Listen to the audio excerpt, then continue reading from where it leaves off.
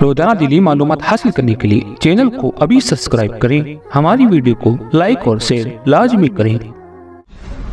اور یہ بھی سن لو، بہت سارے ایسے بچے ہیں جو ماں باپ کو قبرستان میں جا کر 15ویں شب کو صرف یاد کرتے ہیں، لیکن میرے آقا صلی اللہ علیہ وسلم نے فرمایا ہر جمعہ کو، ہر شب برات کو، ہر عید کو، ہر عاشورے کو مومنین کی روحیں اپنے گھروں پہ پہنچتی ہیں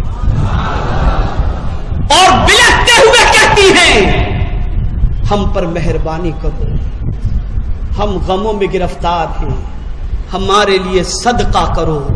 اللہ اللہ، یہ روحیں پہنچتی ہیں، اور جب کوئی صدقہ کرتا ہے اور مرحوم کے ایصال ثواب کے لیے غریبوں کو کچھ عطا کر دیتا ہے تو روحیں مسکراتے ہوئے لوٹتی ہیں، تو نے ہمارا خیال کیا، اللہ تجھے خوش رکھے اور دونوں جہاں کی بہتریاں عطا فرمائے۔ یہ حدیث سے ثابت ہے، اس لیے اسے معمولی عمل نہ سمجھو،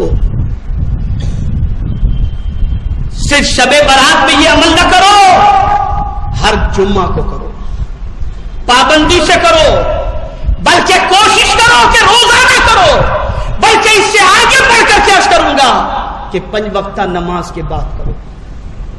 ماں باپ کے لیے اولاد کی طرف سے یہ ایک بہت بڑا تحفہ ہوتا ہے کہ اولاد اپنے ماں باپ کی مغفرت کی دعائیں کرتا رہے۔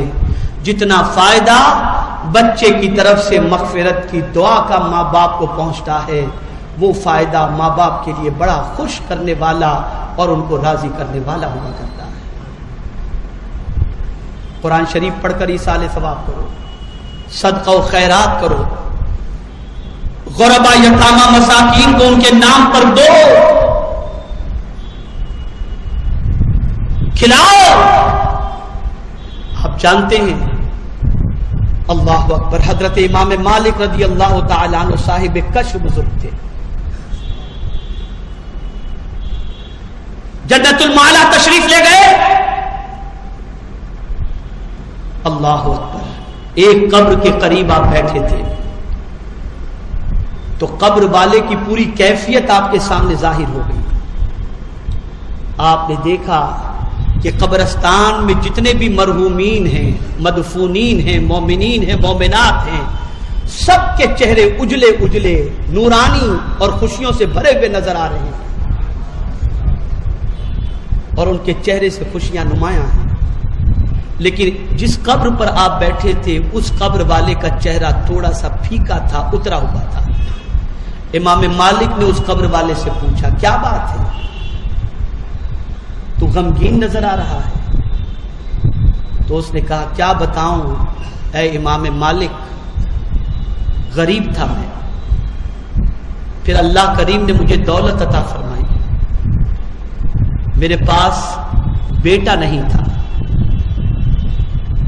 بڑھاپے سے پہلے بلکہ بڑھاپے کے قریب پہنچنے کے بعد اللہ نے مجھے بیٹا عطا فرمایا، میں اس کی ہر خواہش کو پورا کرنے لگا، اس کو ناز و نعم میں پالنے لگا، وہ بڑا ہوا میری دولت سے فائدہ اٹھاتا رہا، سنگتیں اچھی نہ ملی اور میں اسے سمجھاتا رہا، لیکن وہ اپنے دوستوں میں زندگی کاٹتا رہا، یہاں تک کہ میری روح پرواز کر گئی، میں آج قبر میں آ گیا۔ اب جس بیٹے کے لیے میں نے دولت چھوڑی تھی، آج وہ بیٹا زمین کے اوپر غلط سنگتوں کی بنیاد پر مجھے بھولا بیٹھا ہے، مجھے کچھ پڑھ کر ایصال ثواب نہیں کرتا، میرے لیے دعائیں نہیں کرتا، اور اپنی زندگی بس دوستوں میں کاٹ رہا ہے۔ امام مالک نے فرمایا پتہ تو بتا، میں جاؤں اس سے ملاقات کروں۔ پتہ بتایا، گئے، اور جانے کے بعد اس بچے سے ملاقات کی، پوچھا کیا حال ہے؟ کہا الحمدللہ۔ کہا بہت دولت تمہارے پاس ہے؟ کہا ہاں، میرے والد کی مہربانی ہے۔ کہا یہ بتا تیرے والد کو تو تکلیف میں دیکھ سکتا ہے؟ کہا کبھی نہیں دیکھ سکتا۔ پھر انہوں نے قبر کے حالات اسے بتائے کہ تیرے والد کو میں نے اس حال میں دیکھا ہے اور انہوں نے ہی تیرا پتہ مجھے بتایا، میں تیرے پاس حاضر آیا ہوں۔ بتا اب تیرا کیا خیال ہے، اپنے باپ کو خوش دیکھنا چاہتا یا غمگین؟ اس کی آنکھوں سے آنسو نکل گئے. کہا میں اپنے باپ کو قبر میں رنج پہنچاتا رہا. العیاذ باللہ. آپ گواہ ہو جاؤ، آج سے غلط سنگتوں سے میں توبہ کرتا ہوں. اور یہ کہتے ہوئے حرم شریف چلا گیا، اور جانے کے بعد قرآن شریف لیا اور 24 گھنٹے کے اندر پورا قرآن شریف ختم کیا.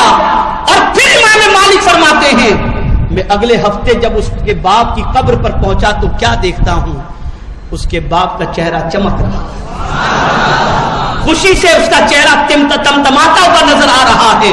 میں نے اس سے پوچھا یہ آج تمہارے چہرے پر نورانیت کیوں ہے؟ اس شخص نے کہا ہے مالک اللہ تجھے جزا دے کہ تو نے بیٹے کے ساتھ میری صلح کر. سنو، اچھی طریقے سے سنو.